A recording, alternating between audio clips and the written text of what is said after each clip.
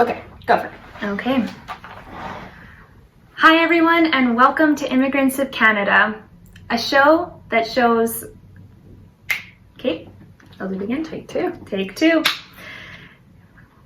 Hi everyone, and welcome to Immigrants of Canada, a podcast and show featuring immigrant stories of hope, struggle, victory, and everything in between. I'm Suzette Smith, and today I'm here with my friend Daniela Villota. Welcome to the show, Daniela. How are you? Hi, Suzette. I'm doing really well, thank you. Awesome. I'm so happy to have you here on the first episode. It's just really, I heard your story and I just knew, like, man, I need to share this story. So thank you for being on the show today. Oh, as I told you before, I feel extra special to be your first guest here, and I'm really excited to have this conversation with you and share it with everybody else. Cool. So let's start from the beginning. Who is Daniela? Wow, that's a loaded question. Who am I? I think I'm just a woman trying to make it in Canada. I think that's the easiest explanation. Then there's where I came from or where I'm going, but for now I'm just a woman trying to make it in Canada. Mm-hmm. I remember when we were talking earlier, it was a couple weeks ago, and you were sharing a bit about your story. Mm-hmm. And you said that you were used to being in the public eye, and I found that really interesting. Can you share a little bit about that? Like, how did that all happen? Okay, so the way it happened is my grandpa, I was born in Quito in Ecuador, mm-hmm. and my grandpa became mayor when I turned a year and a half or two. So from an early age, I was on the spotlight. I was the granddaughter of the mayor, and my mom was heavily involved in the mayorship as well. Mm-hmm. So my brother and I were a big part of that show because it was a show. So they were pageants and I don't know, parades and everything, and we took part of that. So it was always like dressed up and got to sit on the floaty. got to sit on the floaty, got to carry the bouquets for the pageant, the whole shebang. So that's how I started. I started being in the public eye, and the reason my grandpa ended up being the mayor was because he was a radio personality. So he started his radio show that actually, his radio station lasted for over 55 years. Wow. And his radio show was one of the longest shows in the history of the city. So he started it sometime in the 1940s. And he just became a really well-known person. Back in the day, you didn't have TV or podcasts or anything like this. So the only way that you became famous was by having that, like, a show, right? And so my mom grew up in the public eye because when she was born, he was already a part of that radio station world. And so even though people didn't know his face because, again, no cameras, the only way that they could see you was either coming to the radio station and being a part of the programs, and because he was on stage and you were sitting there, or through newspapers. So then he became really well known, and that led to him becoming mayor, which led to me being in the public eye as a little child. So what did you think about that, though, being in the public eye? Like, did you think much of it, or was it just like, oh, I'm a kid, I'm just going to go out and play with my friends? Well, there was none of that. Like, I mean, a little bit, but it was just kind of what you were expected to do. Mm-hmm. It was expected you were well behaved in public. It was expected that you, there were a lot of expectations as to how we portrayed ourselves. So there were some limitations as to how we could behave or what we could do. So it was very methodical and very organized, despite the fact that I grew up in a very chaotic, rambunctious country. But that was the contrast, right? Like, everything is just crazy and magical on one hand, but we had to be well behaved because we were on the public eye all the time, right? Mm-hmm. What was the other part of your question? I forget. So I was thinking my friends. Yeah. So at that time, my best friends were my cousins because we were all on the same boat, right? And so we put plays together. We did everything together as part of the family. But the big point about that was that we weren't allowed to go outside because Ecuador in the 1980s was very dangerous. There was a lot of local terrorism that was starting. So my parents and my grandparents, being in the public scene, were afraid that we would be kidnapped or anything like that. So we weren't going out that much, really. Yeah. Well, I mean, it's such a foreign concept here in Canada to think that you might be kidnapped one day. Right? Like, I mean, I think that's one of the beauties of being in Canada, that you don't have to worry about that. To a certain degree, you can walk down the street and feel safe and feel comfortable. And as a woman, particularly, but in general, that's just the sense, like the sense of safety that we have here. That is just, I think, incomparable to most countries in the world. And so, did you feel safe as a kid, or were there just moments, for the most part, you felt safe, or maybe there were moments where you felt like you were in danger? So I think the concept of safety is very different from what I feel right now. Like the concept of safety back then was like there was I don't think it was that serious, you know. You're a child. Like those concepts don't understand. You just know what you're told. You're told that that you can't go outside the gates. You're told that you can't play on the streets. You're told, so that's how they keep you safe. But there is a part of you that's always afraid that something's going to happen. Like I was always afraid that my grandpa was going to get murdered, because it was very common in the 1980s or like early 90s even, to have this happen in Latin America, where a politician would be shot because they were attracting too much attention, or they were going against this or that thing, and you know, terrorism was a real thing. So maybe a side note, but who would perpetuate these types of crimes? Would it be like drug cartels, or would it be... So I guess it depended where you were. In different parts of Latin America, there were different types of danger.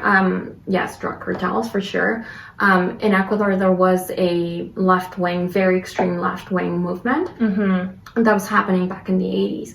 And they were the ones that were doing that. But because Ecuador shares a border with Colombia, there's always been that movement of cartels and delinquency from the Colombian up and down, and from Ecuador up to Colombia. So it's free movement, right? Like it's a fairly big border, and it's hard to patrol it when you have mountains, when you have the Amazon forest, the jungle. So it's really easy for them to come and go. So yeah, sometimes it was something coming from Colombia, sometimes it was something coming from Ecuador. So it could be anything. Wow, that's insane. I can't even imagine that. I know it. Sometimes when I tell people, they're like mind blown. Like it's just like when I was little, I used to tell the story to my friends when I first moved to Canada. I was like, well, when I was little, we had safe words with my parents so that people wouldn't come to the school and just take me. So if someone came to the school and said, hey, your mom sent me to get you, they had to say the safe word so that I'd go with them. Otherwise I wouldn't go. Not that this ever happened, but it was a consideration. It was something that we had to do, to have in hand. And there was also like mom would be driving, and she taught me to just like, she's like, if I tell you, you just need to like turn into a ball and drop to the floor, and you won't come out until I tell you to come out. And I was like, okay. And that was just the reality. Like there was no questioning whether that was true or not, because that was just it. Yeah. And when you're a child, that's your reality. That's your reality, is what you're told, right? So yeah, that's bizarre. And besides this, you were telling me that not only was there political tension, but there was also a volcanic eruption at one time? Well, that was later on. But yes. Okay. So this is, I lived in Ecuador until I was 19. I moved to Canada when I was 19. And when I was 18, or 17 or 18, so it was my last year of high school. It was 1999, and we had a volcanic explosion. Quito is surrounded by a bunch of volcanoes, but the one that's closest to Quito is the Pichincha, which is right beside the city, and that's the one that went off. And so one day you're walking down the street and stuff starts coming down. We don't get snow, so you know that it's not snow. And you can see it looks a lot like snow, but a lot finer. And sometimes it comes in clumps, sometimes it comes in just like kind of like a rain, like super thin. Yeah. And it's just coming down, and it's ashes, right? Because the volcano just went off, and you're just walking down the street. And so we had to be sent home, and we were home for a week, no school. Course. As a kid, you're like, yay! Yeah, like I was a teenager. I was in grade 12. I was like, yay! And so we would have like get-togethers with my friends at certain places, but I mean, it's uncomfortable to go outside. It smells like sulfur. It like if you're prone to allergies, that will trigger them, and it's kind of like clay. It's like clay coming down from the sky, and so if it rains, it gets really heavy. It can damage roofs. So there was so many considerations that you have to take into account. Your car, you can't go driving because it can clog up the ventilation systems. There's just so many things that can happen. And that was one, and then there was another one. So that was the 99 one, and then there was another one in 2016 when one of the biggest volcanoes in the world with a glacier became active. Okay. And so that's just like, I remember standing in my grandparents' house looking up, and you could see the volcano right there. So it's not like it was going to hit the city, but it was close enough that if there was an eruption, you would have been able to see it. So and the danger with that one, the scary part was that if it went off, it would melt the glacier. And then the glacier would create this tsunami-like wave of mud that would just tear through the towns and the surrounding regions. And because a lot of the water that feeds the city, and the city's a 2.5 million people city, comes from Quito. Yeah, okay, comes from those mountains. So the tubing that carries the water, safe water to the city, was in some of those places that would be hit by that volcanic tsunami thing. And so we were concerned because they hadn't planned so that they wouldn't be a concern if the volcano went off. So the mayor at the time had to like rush and lift those things up so that if this happened, the city wouldn't be in danger for like having proper running water. So 75% of the city was going to be in danger. So it's just always, there's always something. It sounds like a movie. It sounds like a movie, or it would happen in a book or something like that. Well, that's exactly what I was telling you, that when there's this genre of Latin American literature that's called magical realism. And when you read it as an outsider, maybe someone from North America or from Europe, you're thinking, oh, there's no way that these things can happen. This is just so outrageous. Yeah. But things like that do actually happen, and it's a mixture of like culture, like religious beliefs, and like it's just a mixture of everything that turns into this magical reality that we constantly live in, right? Yeah. We live surrounded by volcanoes that go off at random intervals, and you can never know when it's going to happen. But you've never once saw lava like spouting out? Yeah, I have seen that before.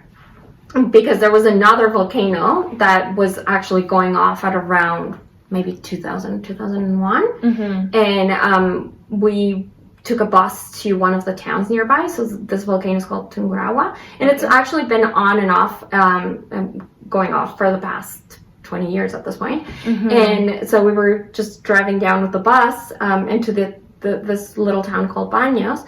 And you could see the volcano right there. And like you could see the lava spewing. But it wasn't dangerous at the time. Like we were aware that there was a little bit of danger. But because it had been spewing lava for short periods of time, there wasn't.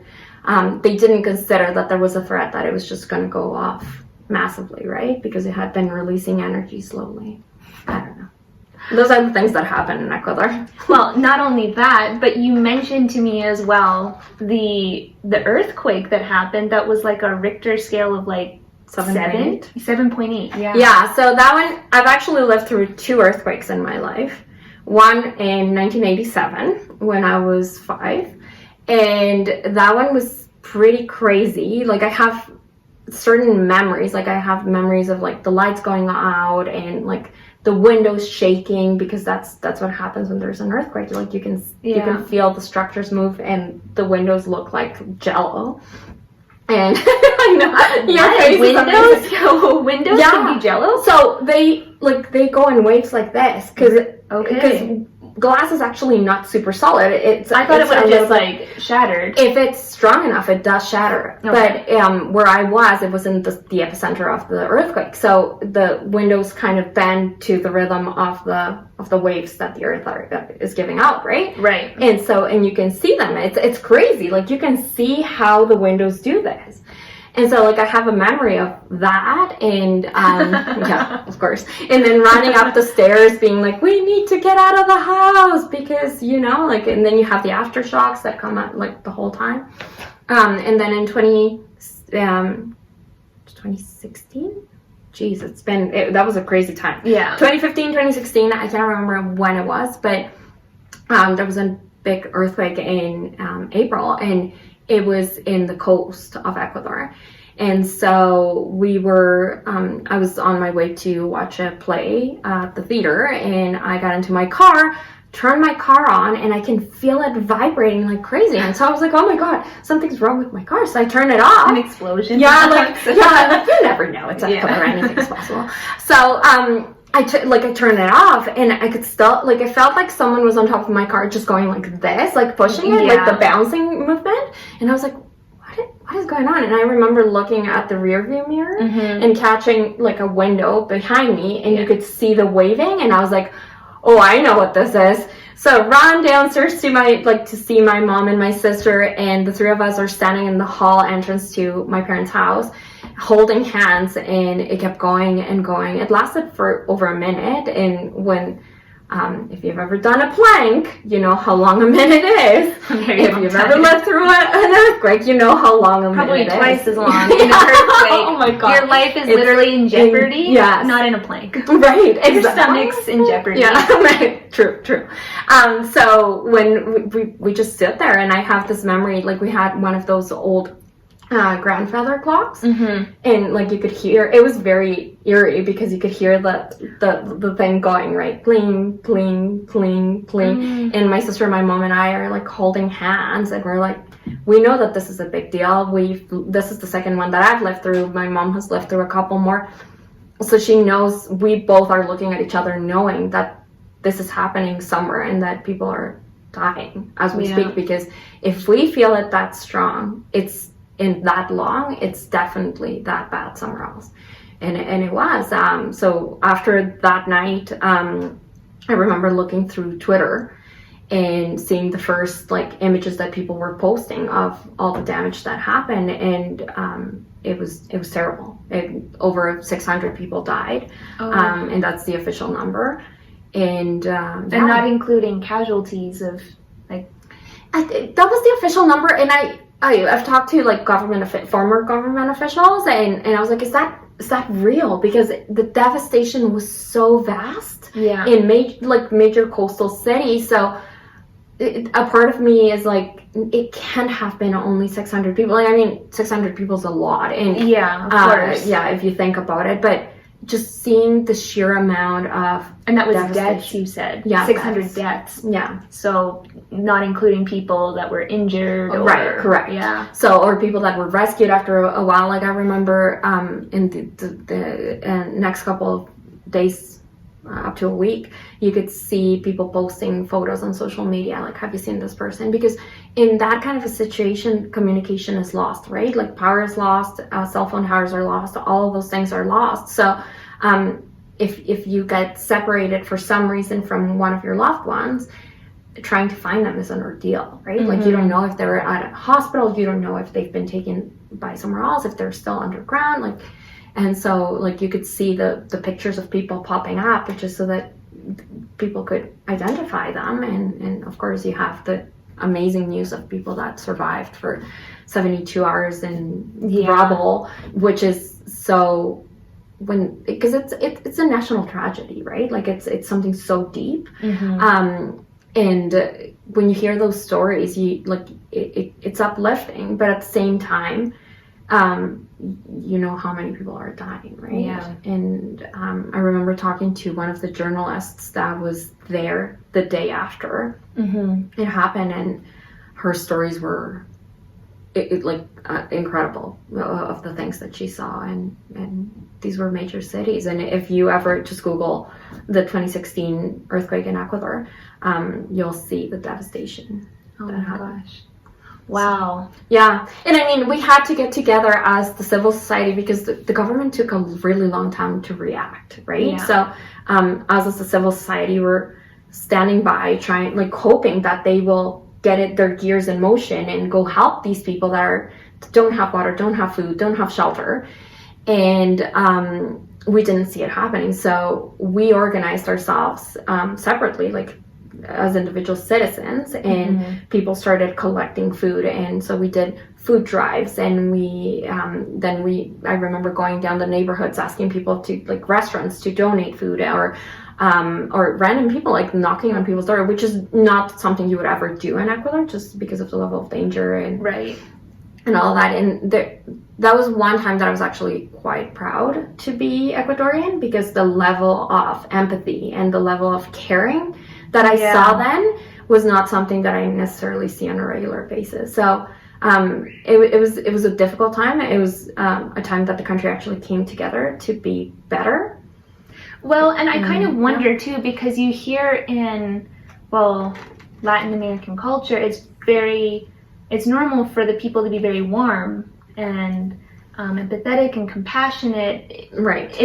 Was that true in Ecuador, or was it just a special case in this instance? So I think traditionally that was the case. I think traditionally Latin American cultures, and I can speak more of my own country than the rest of the countries, but in Ecuador, traditionally speaking, you would be looking at a community, a sense of community that used to be there, that was very strong. But because of the failures in the economy, the failures in the politics, people become more defensive, more preoccupied with taking care of themselves and taking care of those very near them. Yeah. And so I remember showing my brother one of the videos of the Fort Mac fires. Right. And how even though the fires were raging on both sides, people were still, like, following orders and organized. And he was like, wow, that would never happen here. If that was the case, it's to each their own. And if you have to run someone over to save yourself, that's what you do. So that's, I think, over time, because of the struggles and the difficulties of being in a country that has suffered economically so deeply, you develop that sense of survival. So everything that happens in Ecuador, or a lot of the times, is about survival. It's not about a sense of community. So was it these types of events that initially made you want to come to Canada, or like how? Let's kind of jump back into your transition into Canada. Okay. So was it this type of stuff that made you think, like, I need to find a safer country, or was it just because, just opportunity presented itself? I think it was more on opportunity presented itself type of situation. My parents always wanted me to study abroad. I come from a very privileged background in that sense. I went to a private school when I was growing up. You were telling me it was German? It's a German school. Yeah. I went to a German school growing up. Daniela speaks German too.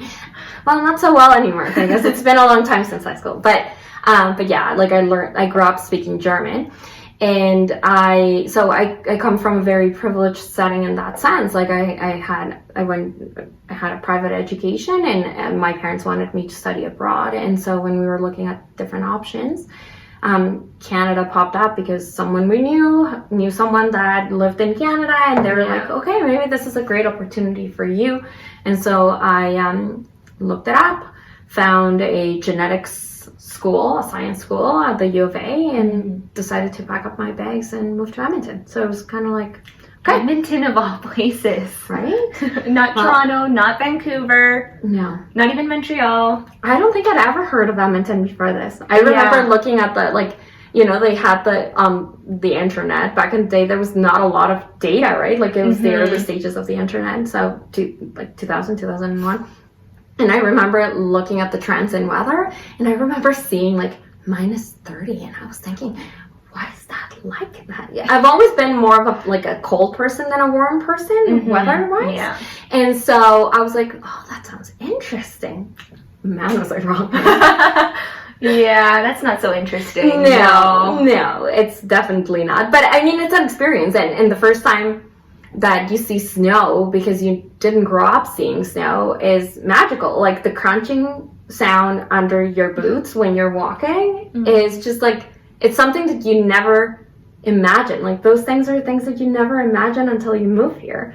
And granted, I am not really faced by winter because, again, as I said, I'm okay with the cold weather. Yeah. It doesn't bother me, but I know that can be a big concern for a lot of immigrants, right? That the coming from a place where you have 12 hours of daylight, for example, in Ecuador, every day of the year, you always have from 6 a.m. until 6 p.m. you have daylight. Yeah. It never goes below, like seldom ever. I think a couple times I've heard of it going below 5 degrees Celsius. And so spring weather. Right, spring weather, Yeah. exactly. So when my parents call me and they're like, "Oh, we're so cold. It's 14 degrees here," and I'm like, "Oh, correct. It's -20 here." But like in comparison, and so where I come from in Quito, it never goes below 5, and it never goes above 25. So that's interesting, because you would think, because of the equator, right? Yeah, it would be like really hot, like +30 and up. The coastal parts of the country and like the jungle, the Amazon parts of the country are actually quite hot, but because Quito's set in the Andes and it's set at almost 3,000 meters above sea level. Right. So you're basically on top of most of the peaks of North America with a city. Yeah. So if you think about the weather that you have there during the summer, it's not necessarily super warm, right? Like if you hike up a mountain, you have winds, and it just feels different, like you're on top of a mountain. So well, and this concept of winter wouldn't be so different for you, because you did mention that you studied abroad in Germany, actually. Right, so that was the first place that I saw snow. Okay, yeah, I was gonna say, because was it for a year that you did your study abroad? No, it was only 3 months. 3 months. Okay, so a semester then. But yeah, you would have definitely, depending when you went, you would have seen snow. Right. That was the first time, and like as I was saying, that the first time that you see snow is very exciting. I was remembering that image, and it was in Germany. I was in a city called Bielefeld. Okay. It's in the northwest of Germany, and I remember I was there from September till November. So by the end of my stay, that's when it started getting cold and started snowing. And I remember just walking down the street and had like a little snowflake fall on my jacket, and I had a black jacket. And I remember looking at it and I was like, they're real. Like, not just a storybook. Right? Yeah. Exactly, because you see them on cartoons and you're like, that's actually a thing? Like, they're real. They actually look like that, Yeah. You just never imagine things like that.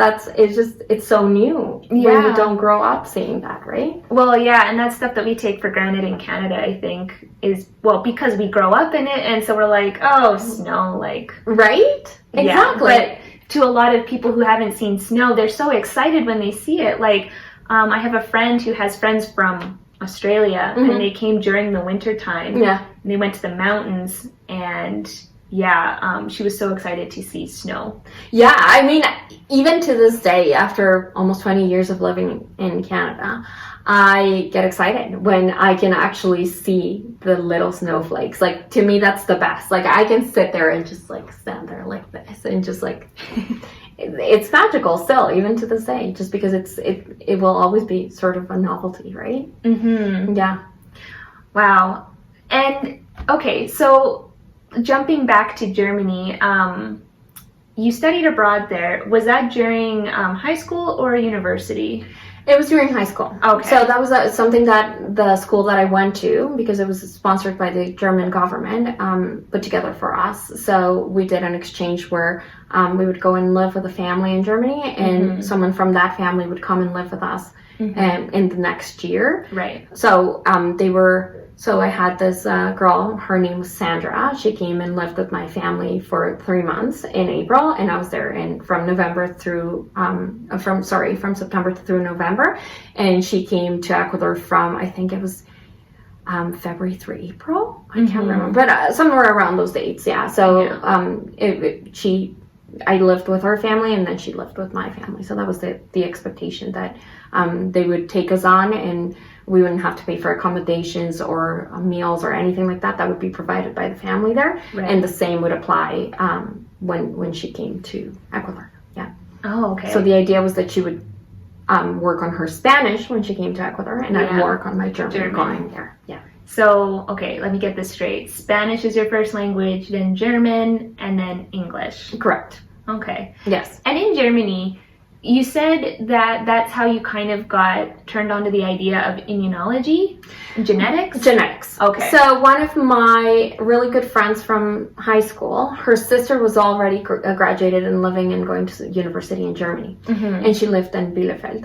So when we went there, we stayed with her because she had a bachelor in Bielefeld. And so it was really cool. We could stay with her, and we spent a lot of time with her. And she's the one that told me about genetics and kind of piqued my interest in that area, because I hadn't thought about it up until then. Like I was kind of wondering, I was like, what do I need to do? I've always had like a very big interest in history and anthropology. So there was a part of me that was thinking maybe I should study that. And then she mentioned this, and it was kind of a mix of like human history, but in terms of genetics and in the science realm. In the science realm. And now, like so many years after, I think I should have combined them both and gone into like maybe like a PhD or a master's in like history and genetics, but that was too late. A little too late for me.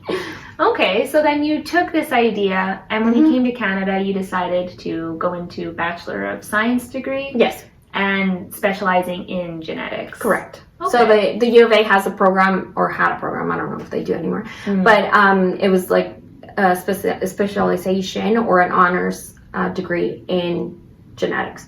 So they basically set out your curriculum for you. Okay. And then you had certain electives that you could take. So there was a path. So that I like that about that. It was easy. I needed to follow a certain path of certain classes. So it wasn't like I declared a minor, a major, and then chose what I wanted to do. This one was kind of set up for me. So it was fairly easy to navigate. Yeah, especially coming from a place where the whole concept of minors and majors doesn't exist, and not in the education that I had. Okay. In the educational system that I come from, your schedule's set for you. So you don't get to choose what you want to do. There's a certain path, and they give it to you. So it was fairly easy to transition into something that was similar at the U of A. And you chose U of A because, okay, so how did you end up in Edmonton, and why did you choose U of A? Or was it you were looking at different universities and you saw that U of A had your best interests? Well, I didn't really know that much about how good the U of A is actually when it comes to science. Right. I mean, it's a fantastic school for science and research. I didn't know that at the time, but I just checked the different universities that offered that genetics program, and the U of A was the most affordable. So it was a money decision more than anything else. Yeah. Well, the U of A is still a really good school. Oh, it's fantastic. And honestly, going into Edmonton back in the early 2000s to start a new life was relatively easy. I mean, it was Edmonton has a beauty of feeling like a small town while still being a city. That's true. Yeah, I agree. It definitely has that small town feeling. It has those special little hidden gems. Yeah. Like the River Valley, for instance, around the U of A area. Yeah, that whole Old Strathcona, White Avenue part. Yeah, so that was amazing. But not only that, like, I mean, the city, I do believe that Edmonton is beautiful, and maybe I just have a soft spot for Edmonton.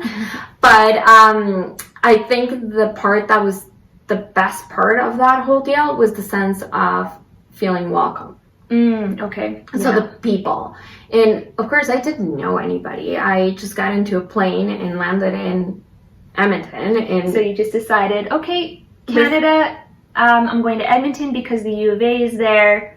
And then bought a plane ticket, booked my... Just a one-way plane ticket? Well, I had a return for the Christmas thing. Because I was like a one semester thing. But so just jumped on the plane with my 2 bags and came to Canada. And this was in the early 2000s? 2001, yeah. Okay. If I remember correctly, cell phones were... Non-existent. Well, they were kind of those big blocky but things. But it wasn't something that you traveled with. So no cell phone, no GPS. Had a pretty good handle of English. Yeah, so that wasn't a problem. That wasn't a problem. No, yeah. But still being a young woman coming to a new country, like... It was just an adventure. And when you're 19, it's just so easy, right? Yeah. Like, you're fearless. I don't know if I would do it now. Maybe. Who knows? There's still a little bit of an adventurous spirit within me. But it was an adventure. Yeah. You know? Like, and that was pre 9/11. So the world seemed a lot... Right before 9/11, you were saying. Yeah. So I moved here on August in 2001. So that was pretty much 2 weeks before 9/11 happened. So I got in a plane to go to Canada, and that never, like, that the way I got on that plane and the relaxed atmosphere of the airports, and there were no such things as security lines, or like basically people could walk you up to your gate and then say bye to you, and then you would walk into the plane. So it was a different world. 9/11 changed how we traveled forever. Like, things have never been the same since. Yeah. That is, like, when I started traveling, I was probably, first time I got on a plane was maybe, that's not true. I was going to say 10 or 11, but when I was 6, but you don't really remember these things. No, because someone navigates them for you, right? Yeah, like you don't really think that. But I always remember going through a security line in... because that was the norm for you. Yeah. Because you never experienced the non-security line. Like, you had to go through customs. Yeah, that was normal. But right. But the security lines were not a thing. Like, the taking off the shoes, the digging through your, like, no, that didn't exist. Yeah. That must be nice. It was must be nice. All those times. So you land in Edmonton, and this was in August. Yes. You were like, okay, what next? So when I landed in Edmonton, it's actually a funny story, because I had sent a fax, that is correct, a fax, to the International Center at the U of A, and they offered like a pickup service. So they would send someone to get me from the airport. But of course, fax being faxes, they didn't show up that night. So it was... there was a cutoff date or a cutoff time for faxes, like 8 to 5 p.m. or... I have no idea. I can't remember. I think I just didn't transmit properly, which could have been easily weird. And at the time, it's not like you could send emails with attachments. That wasn't like a thing. Not to the same extent. It wasn't so accessible as it is now. So so you actually had to fax it in. Okay. So that didn't go through. So what happened after that is that I show up in Edmonton and no one's there to pick me up. Yeah. And the airline lost my bags, because I have a thing for losing my bags. The airlines like to lose my bags all the time. So that was the first time. So I get to a different country on my own, and there's no bags, and there's no one to pick me up, and it's nighttime, because I think I arrived somewhere around 11 or midnight. Okay. So I'm in a foreign city. In my experience in Quito, you don't leave the airport by yourself. Right, yeah. Given as a what woman. You just told me. Exactly. Yeah, that was not a thing. So what I did is I found one of the hotels that they have pickup. And I knew this because I traveled to the States before. And I didn't know, I kind of knew that Canada was safe, but still, there was no way I could have just jumped into a cab and been take me here. No way. So what I did is I found a hotel that offered pickup. So I went and slept the night at a hotel and got up the next morning and took a cab to the residence that I was staying at. And yeah, that was it. And then it was all about finding how to be at the school, like where the university was. Like the first day I had to walk to the university. That was the first time I saw the campus. Had to figure out how to register for classes and what classes I needed to register for. All of those things that you just never had to do in the past, because that's just not how the system worked in Ecuador at the time. And so that was it. It was just all, like, it was a huge adventure. That's all it was, right? Like, you get on the plane and everything is new. Absolutely everything is new. New people, new place, new food, new everything. And that's exciting for a 19-year-old. Right. It was, for me, it was. I don't know that's necessarily true for everybody. I think for certain people, and the circumstances that I came here were really easy. Like, someone was paying for my plane ticket. Someone had filed a visa application for me. Someone, you know, all the steps that can be challenging for during immigration, and especially from like the refugee perspective. I chose to come here, right? That was a choice, and I had a place where I was going to live. I had food. I had money for my parents to go to school. All of those things were taken care of. So it was an adventure, because there was some, obviously, responsibility attached to it, but it was always a choice. It was never something that I had to do by force. Like, I didn't have to come to Canada. I chose to come to Canada, right? That's really nice. And it's just, And in university, did you find that there were, I don't know, challenges in taking the courses, or did you ever feel intimidated, or just feeling like you wanted to give up? Or was it just for you, because you knew English, you had studied abroad before, to you it was just like, okay, I'm adjusting, I just have to learn these new words, I guess, but that's it. That's kind of how I remember it. I'm sure that's not necessarily how it was. Like, there were times of struggle, but my memories of that time are fairly, like, I had to go into a lecture hall with 400 people, and then I kind of scanned the crowd, and I was like, okay, there's an empty spot there. That girl looks nice. I'm just going to sit next to her and then strike up a conversation and go from there and hope to make friends. And that's how I did it. I literally would stand at the door and I'd be like, she looks nice. He looks nice. Okay, let's do it. And I just do it. And I just start talking to people, because I didn't know anybody. There were a lot of people that knew each other there, because they went to high school together, or they played sports together, or whatever, right? But I didn't know anybody, so I had to start from scratch.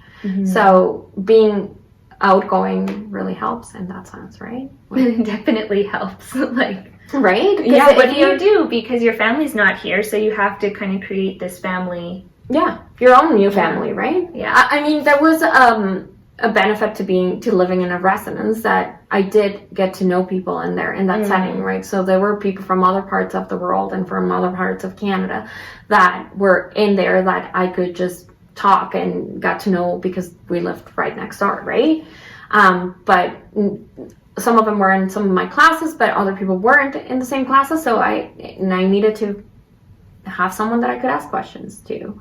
So I just befriended them. Did that fascinate you, just being around so many people, even in your dorm? Or so Quito is a bigger city than Edmonton, and always had been. So I came from a bigger city, and Quito is a very dense city, because it's like it sits in a valley, so there's not a lot of room. Right. So I was used to seeing large amounts of people, and so that, in that sense, it wasn't intimidating. I think what was different is that despite what people may think, the population in countries like Ecuador at the time, back in the 80s and 90s, it was pretty homogeneous. Like, you didn't have a lot of diversity. You had a lot of, like, maybe people from different ethnic backgrounds from within Ecuador, but you didn't have a lot of diversity from other countries in the world. So I think that was the part that captivated me the most, I think, is just the fact that you could see people from so many different countries and speaking so many different languages and with so many different beautiful shades of skin that you've never seen before, right? So it was just, I think that was the most I want to say shocking, because I didn't come from that background, Right. part of being here. But It's that was fascinating. right. Yeah. Because it's very different. Yeah. Yeah. And I think that's what made Edmonton so cool too, because I had always been interested in learning about all of these other cultures. Right. And so by actually interacting with those people, you got to know about their culture you firsthand, which is amazing. And then Edmonton has a great culinary scene in that sense. So you had a lot of I got exposure to Vietnamese food, which is not something that even to this day is very common in Ecuador. Exposure to Ethiopian food, or all of these other things that, because Edmonton is such a diverse city, you get to see and experience that you would not in a place like Ecuador. Right? And Edmonton too, it's not just Edmonton, but a lot of cities in Canada have that diversity. That multiculturalism. Yeah. Which is that's the beauty of Canada. The fact that we, and I include myself in this because I'm an immigrant, we've come together from so many places, and that's what makes us so much more richer in culture and ways, in different ways of seeing the world and coming up with different solutions for everyday problems, right? If you have someone from Africa, someone from Latin America, and someone from North America, you have three very distinctive, different perspectives on how the world works or how the world should work. And that is so enriching to the country, to the economies, to the industries, to everything, right? Did you find that Canadians were very open and friendly to you? You said that Edmonton was very welcoming, but outside of Edmonton, let's just say, you had the opportunity to travel? I did, and that was part of it, right? Having met so many people in university, I found that this is not something that happens very often in Ecuador. This happens with your really close friends, but here they would take me to their Thanksgivings or to their Christmas celebrations or to their even weddings. It was, that's how welcoming it was, and not just in Edmonton, in all of northern Alberta. So I have really good friends up to this day from Fairview, from Priest River, I've met people from Fort Mac, so all of northern Alberta, and it was always that welcoming. It was always that that they make you feel like you were part of the family almost, even though you were a total stranger, right? Yeah. And same in Saskatchewan. I had a roommate from Saskatchewan. She took me home for my first Thanksgiving ever, and somewhere in the middle of Saskatchewan, I can't remember where it was, but and Thanksgiving is not something that we celebrated in Ecuador. It's become more of a tradition now that people do it because it's globalization. You get exposure of more people from North America live in Ecuador, but back in the day that was not a thing, so it was really exciting, and all the food and all the tasty things, and it was amazing, and it was always like that. It was always here's my friend from Ecuador, and they're welcome, let's feed you. So it was beautiful. It was amazing. Aw, that's nice. And so in this experience, so going forward into university, you finished your degree, then what happened after that? So it's did you just stay in Canada from that point of arriving, or did you have kind of conflicting feelings about Ecuador and Canada at any point? So throughout the time that I was in university, I was going back and forth between Ecuador and here. Throughout the summers, I would spend them in Ecuador. A couple summers I stayed here, and but I was getting more accustomed to being in Canada. I liked being here. I liked that sense of safety that I was talking about before. Right. I liked the culture. I felt more identified with this culture than with my own. Really? Yeah, I've always felt that way. I always feel like this is home, despite the fact that I grew up in Ecuador. But I always felt that this was home. So I don't think I identified it as such at the time, but I felt just extremely comfortable being here. So when I finished my degree, the options were to get a job, and you had to go through the whole process of getting of applying for a job and like all of these things. Because at this point you had a student visa. Correct. Right? So I you came would on have a had student to- visa. Yeah. So no, let me rephrase that. So when you're done university, you are eligible for an open work permit. Okay. And I can't remember if this was available when I was finishing university or if it happened. I know for sure it happened when I finished my grad school. But when I finished my undergrad, I wasn't sure if it was available. But yeah, so you had to switch your visa to a working visa. And there's a lot of always paperwork and always wondering, are they going to reject my application? Like, there may not ever be a reason why they would, but that's always in the back of your mind. Right. Right. And so, yeah, so time went by, tried to get a job.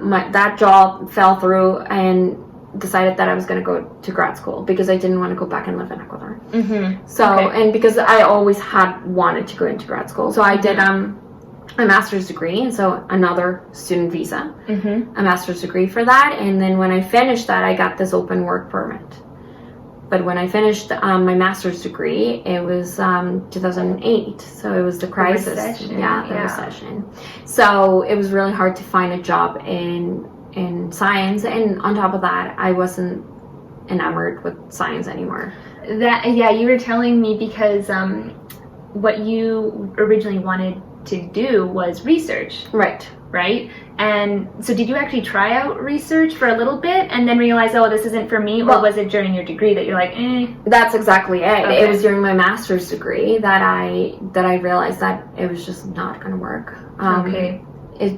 Research, it takes a lot of, I don't know, you have to be a very self-motivated person, but to the extreme, because I remember someone when I was in grad school saying, you fail 99% of the times, and that 1% is what keeps you going. You fail 99% of the time? Yeah, so because experiments are kind of shots in the air, right? Oh, okay, so yeah. you're like, or it's how you design your experiment. Like, I mean, it's not that horrible as it sounds, but science it's a lot of trial and error, right? Yeah. So you fail a lot. So you develop a tolerance for failure, but at the same time, the reward part of that is really hard because it doesn't happen very often, right? Yeah. So it's that's the part that I struggled with.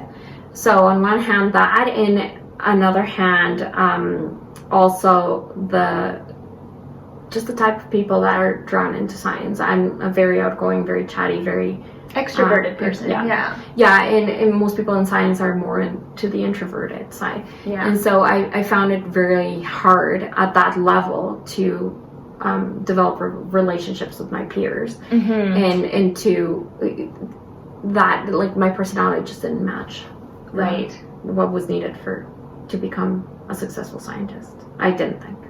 And so you're still happy that you got your degree, both your degrees, you finished, right? Yes. But then realizing that that's not what you wanted to do, did you ever feel like, oh man, or not really? Like, I know it's so different because some people see that as like, well, no, I did what I wanted to do, but I just realized that it wasn't for me, and I have this knowledge and I can use it somewhere else and it's okay. But other people might view it as like, man, I just, it was a waste of time. Yeah. No, I don't think it was a waste of time. It was a lot of effort to finish those 2 degrees, especially my master's degree. It was very, very taxing. But I don't think it's a loss. I think, as I said before, if I would have thought about it with the view of now, of Daniela in 2020, and made the decisions that I made in 2005, I would probably choose a different path. Right. But obviously that's not possible. Yeah. The person that I am and the views that I have right now come from all of that journey that I did in university and everywhere else, right? So it just adds to... Right. And I think there's invaluable lessons of being in grad school, like perseverance and hard work and resilience and critical thinking and all of those things that just make you a better person in general, a fantastic worker. it just shows a lot of commitment to what you do, even That's true. even if it's not necessarily rewarding all the time, right? So I do like to be rewarded more often than in science, and that was one of the reasons why I chose a different career path. But it does teach you a lot. So if you focus on like the actual knowledge that I gain and how much of that knowledge I've used, Right. it can feel like a loss. But I mean, we're in the middle of a pandemic. I'm an immunologist and a geneticist, so I can read those articles and understand what they're saying. So it wasn't a loss. But the soft skills that you gain from that experience are invaluable. So yeah, exactly. And they make you who you are. And I think the hardest part of choosing the wrong degree, wrong in quotation marks, is finding yourself. Right. Is like, what do I do now? So I had this path set out in my life of who I was going to be in my professional terms, and all of a sudden that's gone. So what now? Yeah. What now? Right. So what now? I after that I went to work at Hudson's, so bar. And I started working as a server and a shift manager and a bartender, and it was a lot of fun. It was just a lot of fun. And so I think if I think about every single stage of my life and how different they've been and all the things that I've gained from every single experience, like being in a bar is where you gain confidence in yourself, where you feel beautiful because that's what people make you feel in that environment, where you learn to talk to anybody and everybody. So I was outgoing to begin with, but in that setting you're forced to interact with everybody, right? Like that's part of the deal. And you learn to be efficient. You learn to think quickly on your feet because sometimes things happen that you have to just move. Right. So all of those things are things that I gained from that time in my life, and I gained some of my best friends during that time. So people that are still in my life to this day, and that was 2008. So 12 years ago. So you would think that in that setting you wouldn't meet people that you can keep growing with, but the people that I have in my life from that time kept growing. We all kept growing in different ways, and but we still find ourselves together as a group at this point. So it's really cool. I have a lot. That's beautiful. Yeah, that's truly nice. Yeah, because it's not a career path for most people, right? It's a transition of some sort, and I think it was for a lot of us a transition. But all of my friends from that time were women that were finding education and finding their paths in life, and that was just the way to support that. Plus the fun and the outgoing and all of that suited stuff, your personality and suited our personalities, all of ours. And so, and on top of that, you had the money to go to school or the money to go traveling, all those things. So that was a fantastic time of my life. We always remember, and we're like, the Hudson's days, they were the best. It's like the height of our lives in terms of fun. And so the proportion of fun to responsibility was a little bit unbalanced. A lot of fun, not a lot of responsibility. No, such are the university days and the transition coming out. So exactly. So that was beautiful. And then after that, I moved back to Ecuador. Waiting for my permanent residency. Okay, so you applied for that while being at Hudson's, or right after your master's? No, I had to get some work experience, and because I wasn't working in my field, that was a loophole. So I was caught in a loophole despite the fact that I'd been in Canada for 8 years. So a really long time, by the way. Like, so at that point, you'd think, okay, just a citizen. Right, exactly. But that's not how the immigration system works, right? There's various ways that you can apply, but I couldn't fit into any of those ways at the time because my degree was in one thing and my work experience was in another. So they didn't count the same. So I had to wait a little bit longer so that I could have all that work experience and those points. So finally I applied, and it took about 2 years to come through. Yeah, that's how long it takes. For permanent residence, not even I think the times have improved. They switch back and forth depending on demand and depending on circumstances. I think immigration deals were a little delayed because of the pandemic, but it's not a quick process. I think there's in a lot of Canadians' minds, there is the sense that you can just walk through the door and like they'll give you presents, free healthcare, this for you, this for you. And that's not the reality of the situation. It's not the reality for someone like me that chose to come here with money to pay for school, and it's definitely not the reality for a refugee, right? You pay your dues here first, and then you do. Yeah. I hear that you have to spend a certain amount of time in the country first before being able to apply for permanent residence or citizenship. Is that right? So for permanent residency, no, because it depends. It's at least the line that I applied under is a one that is based on points. So they give you points. If you have studied in Canada, you get more points. Right. So there is a benefit to having been here before, but that's not necessarily all there is to it, right? Okay. Then you get points for languages, you get points for your age range, you get points for like your work experience, your degrees, the level of education that you have, all of these things build up, and then you have a certain threshold of points, and above that threshold they're likely to give you residency. And then you go through medical testing, and then you become a permanent resident when you come back into Canada. I see. Okay. But so for me that took basically 12 years. Wow. Because of my student visa, and I know it's a different story for everybody, and and maybe I could have done it easier, but that's just how it worked for me. Mm-hmm. And so it was a story of 12 years. So when my 12th year came around, I was like, well, this is not happening. I can't be here while in a work permit that only allows me to work at a specific place, and I don't want to work there anymore. And going through the process to get a specific work permit is actually quite complex as well. And so I just decided that it was time to go home because things weren't moving here. I couldn't work under the table. And so how did you feel about that? Like moving home, were you kind of like, well, it's home?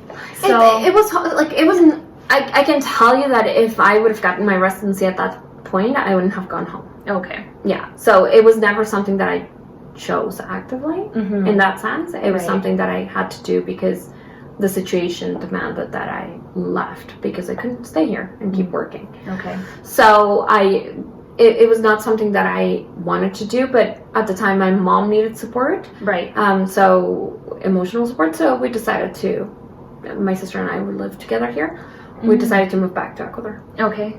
And so as soon as I left, 2 weeks after I left, I received my confirmation. Oh, of course. So I had packed up my life, packed up my apartment, sent my stuff over to Ecuador. My sister and I decided that as a transition gift from Canada to Ecuador, we were going to go to Southeast Asia for fun. 2 months. Yeah.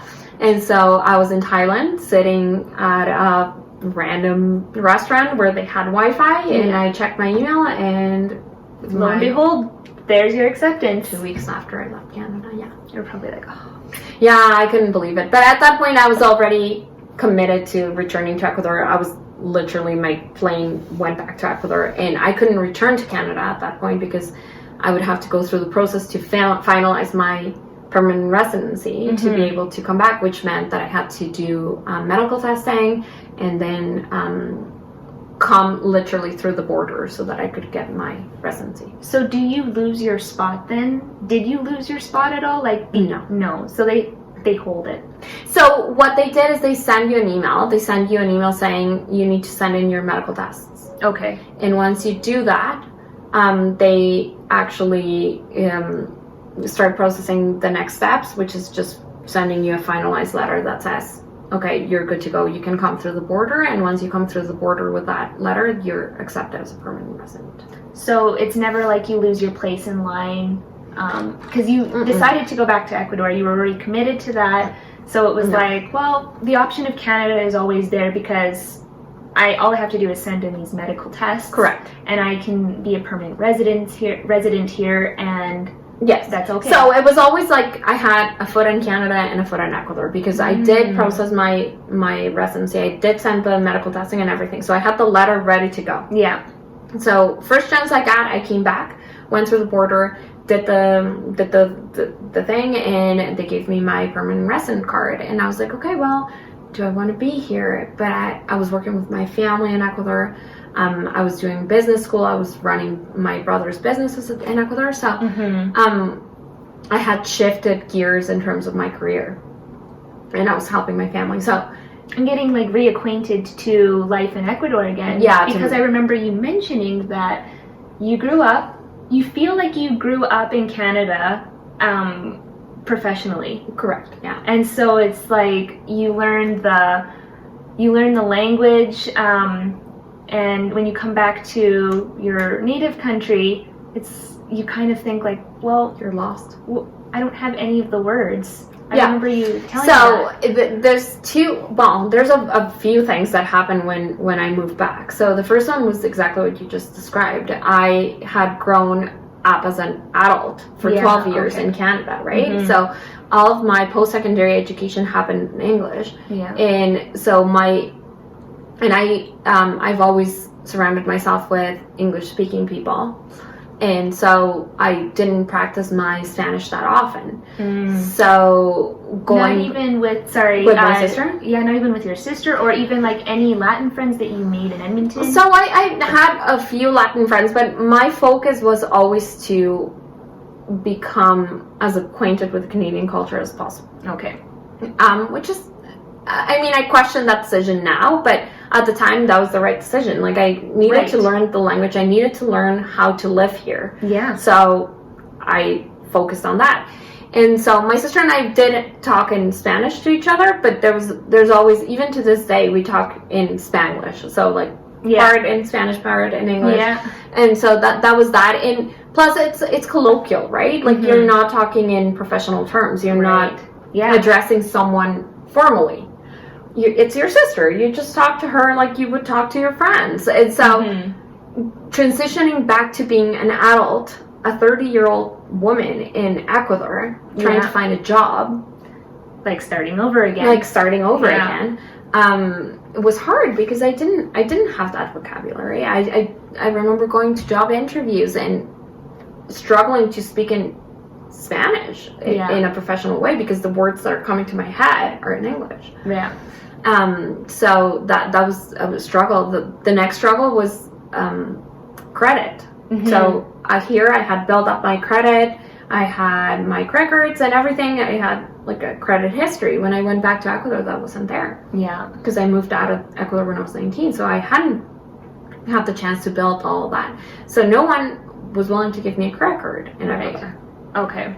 No one would give me a loan to buy a car. That was just not a thing. I needed a co-signee. My brother helped me in that sense, but it's just you're foreign in your own country, right? At age 30, you just everything that you built in a different country doesn't apply. The irony. It's not, right? It's not transposable. Like you can't just move it over. Yeah. And it doesn't matter that you were born there. Like you can just go in and work. That's the easy part, but the intricacies of the everyday things that you have to do as an adult are very difficult and different. Yeah. So you were working in a family business. Oh, it's actually my brother's business. Your brother's business. Yeah, correct. In Ecuador. And you were there for how long? I was there for almost 4 years. So it took me a year to finish processing my my permanent residency. Okay. And then so when I came through the door, through the border, I had 3 years from that point until I could return to Canada. Okay. If I didn't return within those 3 years, I couldn't renew my permanent residency and I would lose it. Right. Okay. So it was almost 4 years that I was in Ecuador, give or take. Yeah. And so it came to a point where I had to make the decision. Am I going to live in Ecuador or am I going to move back to Canada? So again, that same sense that you always have one foot in one place and one foot in another. And I think inevitably you always do when you are a foreigner, right? Yeah. Like when you have moved away from your home country, you will always have that sense that this is home. That you have two homes. That you have people that you love in one place or two places or three places if you're lucky enough, you know? Yeah. So it's there's always that sense that you're never fully anywhere. You know, you're never fully in Canada, you're never fully in Ecuador because you still have people there. Like even during this pandemic, I've had times when I've been sad that I'm not at home because Yeah. my whole family's there, and things Right. are so complicated right now. Yeah. Despite the fact that I'm actually quite happy to be in Canada, Yeah. there is a part of me that longs for, You miss your family. right. Yeah, there's always sacrifices. Yeah, have to as be an made. immigrant, you make sacrifices all the time. Yeah. You sacrifice your culture, you sacrifice your language, you sacrifice your family in some cases. Mm-hmm. Is it worth it? Yeah, a lot of the times, but it doesn't stop it from being hard, right? Yeah, of Mhm. course. So deciding to come back to Canada, you were here, so you Yeah. made that decision. Yeah. What now? It seems to be the question of the entire Oh. episode. What now? Well, now it's me, right? Like Yeah. I've done all of these moves on my own. Yeah. I've started over. I guess this is my third time around, and now I'm in Calgary. So again, last year moved to Calgary and to start over again in a new city that I didn't know, with some people that I knew, but Yeah. still, like, I think I just enjoy that challenge. I like challenges. I like things that make me grow. I Right. like things that are different, in that, like, I like to get out of my comfort zone. Yeah. And Yeah. I can see that. yeah, right. I mean, it is comfortable to be in Canada. Mhm. There's a beauty to that, Yeah. and the safety and all those things that I mentioned in the past. But I do like change. I'm one of those rare people that enjoys change and Yeah. that feels comfortable with change. Yeah. So I remember, like, us hanging out at work when the whole pandemic thing started, and me telling you, oh, this is not my first rodeo. I've been Yeah. through a lot of stuff. Well, and that's what when you told me government overthrows, volcanic eruptions, and earthquakes, I was like, okay, so we are gonna live. Yeah. We are gonna survive this. And that's the thing. I think it's been incredibly hard for a lot of people. Yeah. It's changed the way we live, the way we interact with other humans. It's changed our outlook of the future. Yeah. It's taken the lives of a lot of people we love, but as humanity, we will make it through, because that's what we do. We're resilient, right? We have to be. Mhm. Yeah. Yeah. So, I mean, there is hope in that. There is hope that despite all the craziness that happens, like, there's still an Ecuador. Mm-hmm. And there's still people that believe that it's important to keep going and to love where you are. Like, my family is like that. My brother is like that. He chose to live in Ecuador. Him and his wife Yeah. are fully committed to living there and to making things work. They see it as a land of opportunity, right? Because so many things aren't set up. So there's so many chances, but it's still hard, right? Yeah. But we'll make it. We will make it. We will make it. Yes. We will make it. Yes. Well, and we're just coming to the end of our conversation, and I was just wondering, do you have any words of wisdom that you'd like to impart to other immigrants, or just being an independent, strong woman coming to Canada on your own? What can you pull from your experience that you can share with other immigrants and just other people in general? Well, I think a couple of things. First of all, don't give up. There's always going to be roadblocks. There's always going to be pain and sadness, but there's always hope, right? Yeah. That's what keeps us going. So just hold on. There's a lot of beauty here. There's a lot of beauty in landscapes. There's a lot of beauty in people. Yeah. So, yeah. Oh, wow. Thank you. Thank you so much for chatting with me. Thank you. Thank I'm really happy that I could be a part of your first episode. And I am really looking forward to all the stories that you will be sharing. I'm super excited for it as well. So, Okay. thank you. Thank you. Hey everyone, and thanks for watching. If you like this story and want to listen to more inspiring immigrant stories, make sure you subscribe and click that notification bell.